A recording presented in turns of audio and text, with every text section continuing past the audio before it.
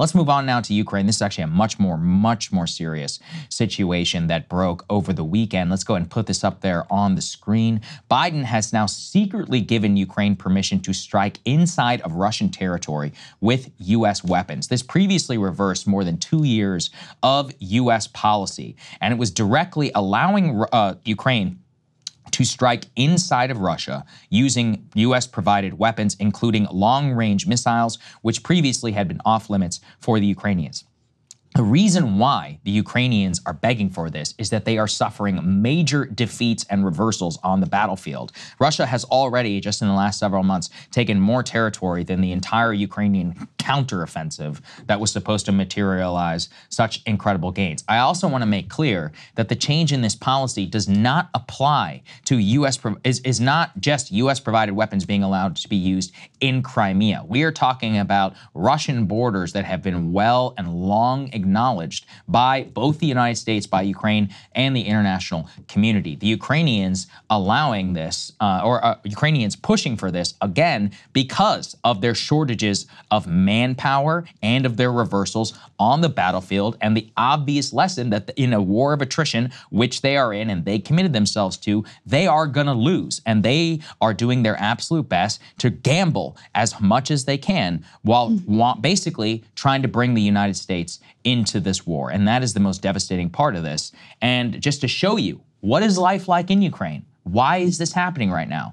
Let's put this up there on the screen. I'm going to talk over this. This is a video, just came out yesterday. Here you can see, which is not a young man. I mean, this is a graying, like older gentleman being kidnapped off of the street for conscription because he had been avoiding the draft, plucked. He's going to be taken directly to a center. He's going to be recruited into the military, forcibly conscripted. He's going to have weapons in his hands before you know it. And lo and behold, doesn't take a genius to see that people like this, where the average age is some 40, 50 years old, who even knows now at this point? Let's put this up there. It shows us that the basic training, so-called amazing training run by the United States government here, basic training is, quote, barely covering the basics. Even Ukraine's own commanders in the field say they are bracing for most of the new troops under a conscription law to arrive with poor training. So it turns out, Krystal, that whenever you forcibly kidnap and conscript, like all of these old men, force them through basic training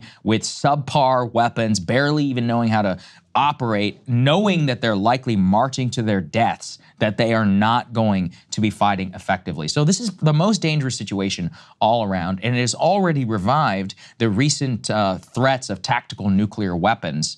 The threats from the Russians have come from the highest level, from Putin and from Dmitry Medvedev. And of course, the response is, well, they've never done it before. It's like, well, you only have to be wrong once. Yeah. And this is single-handedly the most dangerous escalatory situation in Ukraine since the beginning of the entire war. And yet, it's like the media, everybody else is celebrating it. Just the last thing I want to add here, I found this out this morning, I'm honestly repulsed by it, is that Zelensky will be honored and will be honored at D-Day celebrations in France, where Russia was explicitly not invited, even though Soviet troops, you know, had a major role, some would say the highest role, in actually defeating the Hitler regime. And Zelensky just recently honored a literal Nazi at the an SS Nazi at the Canadian Parliament. We are like excluding Russia here from the D-Day celebration, which they'd always been a part of, even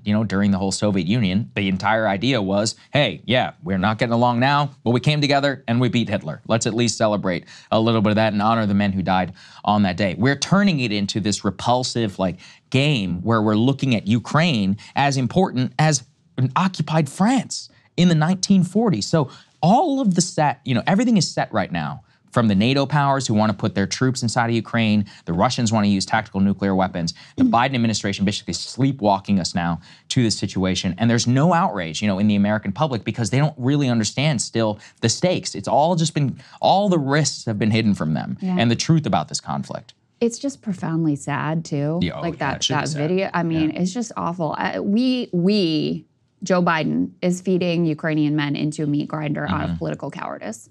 He knows, and his whole administration knows, that this war is lost, right? There is no plan to win. There's no plan to take back the territory. such a thing is really, without us actively going all in, is not possible. So what's the plan? The plan is just to bumble through Election Day and, do enough so that there aren't major territorial losses. That's the reason for greenlighting now the strikes inside of Russia. Hope Americans aren't really focused on this, aren't really paying attention, aren't really upset by it, and figure it out on another day. And in the meantime, yeah, men like the one that you saw getting dragged off the street are being sent into a meat grinder with very little hope that they will be able to survive intact. I mean, if you read that article about the training and the conditions, you'll be horrified. Because they're openly saying, I mean, people in the military who are responsible for these brigades are saying, like, we're being forced to take 50-year-old men who've basically never held a weapon before, who have bad knees and bad backs and don't want to fight. Like, what chance do you think that they have? People who were previously on, non-combat duty, guarding a bridge, something like that, are now being shipped to the front lines, also totally unprepared and with various medical problems. It's horrifying. And part of the problem is, listen, the biggest problem is actually lack of manpower. Yep. Another problem in terms of the training is they're so low on like ammo, grenades, grenade launchers, that how do you train people if you don't just have like the material to be able to get them some practice in? You don't have time to properly train people because you got to ship them right to the front lines. It's just so incredibly sad. And at this point, there's just a suspension of reality. Biden is hoping there can be a long enough suspension of reality for him to get through his reelect. And, it is these Ukrainians who are really paying the price. They just passed this additional conscription law to conscript more Ukrainians and ship them to the front lines because the situation with manpower is so dire. This has become a very politically sensitive and difficult issue inside of Ukrainian society, as you can imagine. And scenes like the one we just played you are playing out all over the place. And you've got 600,000 military draft age males that are eligible but fled Ukraine. They bribed their way out of it. The Ukrainian government is now pressuring the Polish government, the Austrian government, and all of the surrounding NATO territory to have their police forcibly deport all of these Ukrainians who have been living largely in all of these countries. A lot of them are rich. When I was in Hungary, basically what I was told is that a lot of these guys may be Ukrainian on paper, but they're ethnic Hungarians, and they have no loyalty to the regime and they have no desire to fight. But now they possibly, could be at risk. It's likely the Hungarian government will shield them at least. But for everybody else, if you're ethnic Ukrainian, you're living the good life in Germany or somewhere else, they're coming for you. They know that you're there and they're going to try and to deport and to get their hands on you. At the same time, the international situation with regards to Ukraine could actually not be worse for them. Let's put this up there on the screen. Don't believe me? Ask him. Zelensky says that China, quote, is helping Russia undermine a peace summit on Ukraine and that Chinese assistance to Russia is prolonging the war. He recently visited Singapore to try and get Asian and developing countries to come to Switzerland, where he was hoping to host a peace summit.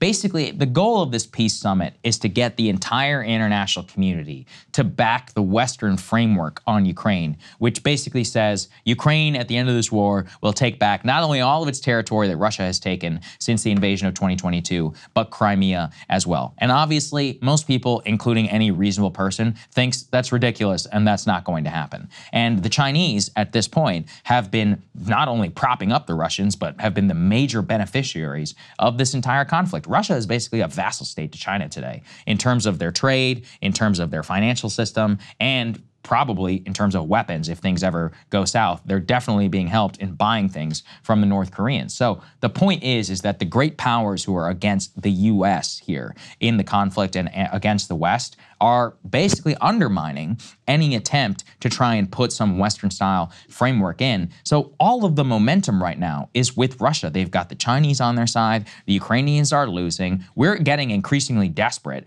The only hope that Ukraine has is to somehow drag the U.S. here. I mean, I don't know if you've seen this, Krystal, but the British are currently putting trainers inside Ukraine, actually on Ukrainian soil to try and prop up these 50-year-old guys. And the Russians were very clear. They're like, we're going to kill them. They're like, if you put them there, we will kill them. And now we are in a Article 5 situation of what does that mean? And then what does Biden do? Is that it? Is that it? Are we going? I mean, this is really scary stuff. In fairness, with regard to the China-Russia relationship, I was just seeing this morning. China appears to be kind of picking their spots. Of course. So Russia had come to them with 3 major requests. One is they've been trying to lock in this Russia-China pipeline deal, and that is falling apart because the Russians aren't happy with the Chinese price demands. So that has basically stalled. You also had a request from Russia to for China to allow more Chinese banking in spite of potential U.S. sanctions. China also said no to that.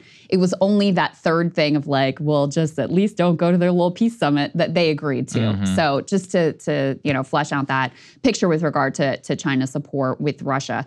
There's also something else kind of interesting happening with regard to Zelensky's positioning in the world. So immediately after October 7th, he really came out very strongly signaling support for Israel. I mean, there's a lot of reasons for that, obviously, but in particular, the fact that they are our vassal state. And so he feels like, I need to please my masters here.